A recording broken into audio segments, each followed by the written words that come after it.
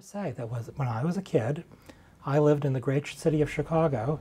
When I went to vote in the 1960s, well, to my amazement, even though I was first in line, a lot of people had already voted. I sort of peeked at the list, and there I saw my wife's grandfather, who had been dead for 8 years, and he had already voted. Now that's not right.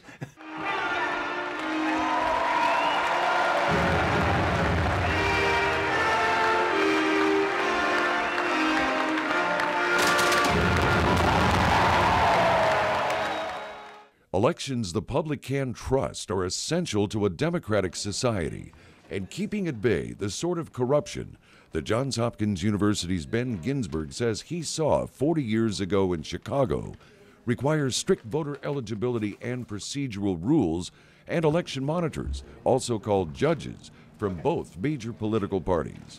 In the United States, at every polling place, there is a Democratic judge and a Republican judge.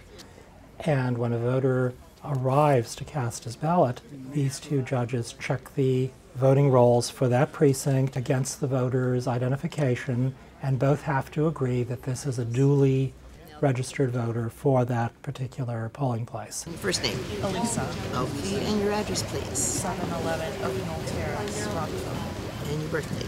12/5/69. And these judges go through a rigorous program to ensure that they are proficient in the regulations and competent with voting machines' physical security and operations.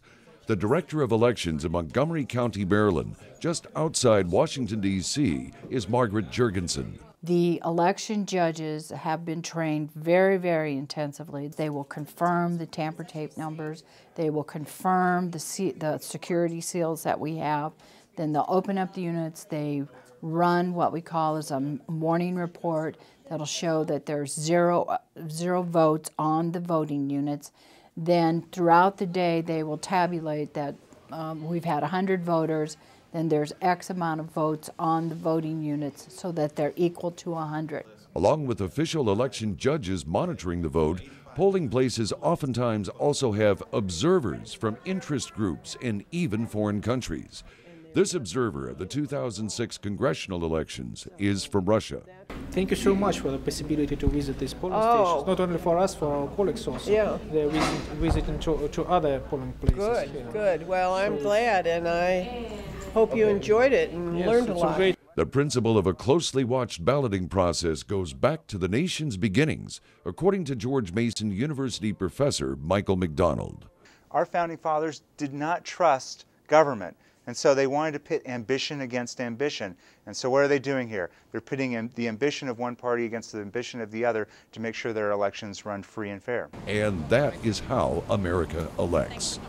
Jeffrey Young, VOA News.